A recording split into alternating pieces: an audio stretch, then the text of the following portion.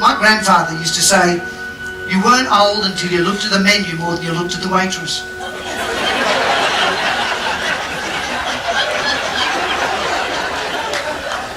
And right up until 80 years of age, a pretty face like yours had turned his head. And my grandmother never seemed to mind. Her attitude was, dogs chase cars, but it doesn't mean they can drive.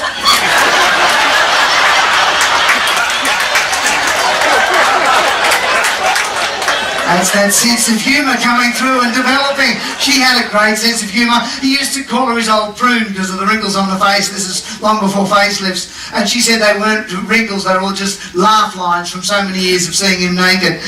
So she had a great sense of humour.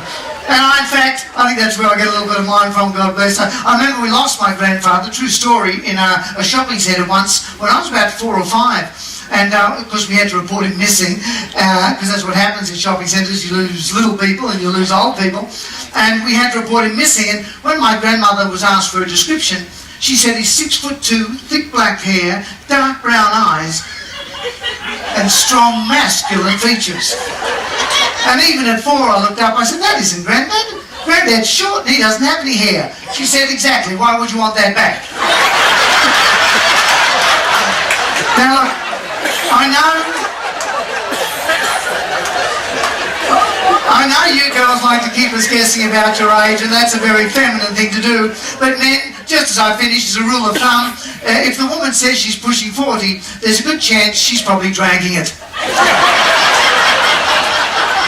Because women like to take approximately 3 to 5 years off their real age, and those years are never lost. They put them onto the age of the other women around them. You don't have to try and guess the age of a man, of course. You can tell the age of a man from the height he wears his trousers. It's like ring barking on a tree. At 17, my son used to wear his pants halfway down his backside. I think he felt it was the male equivalent of a plunging neckline. Now at 50-something, mine are here and I'm happy with that. And yet, I do remember being 4 or 5 and proudly looking up at my grandfather, and he always used to have his pants strapped securely right across his chest. And if it is true the older we get, the higher our pants go, you know, I can't wait to be so old. I'm going to walk around with my fly undone just to see where I'm going. Good night, everybody. And thank you all very, very much. Ladies and gentlemen, Scott Williams.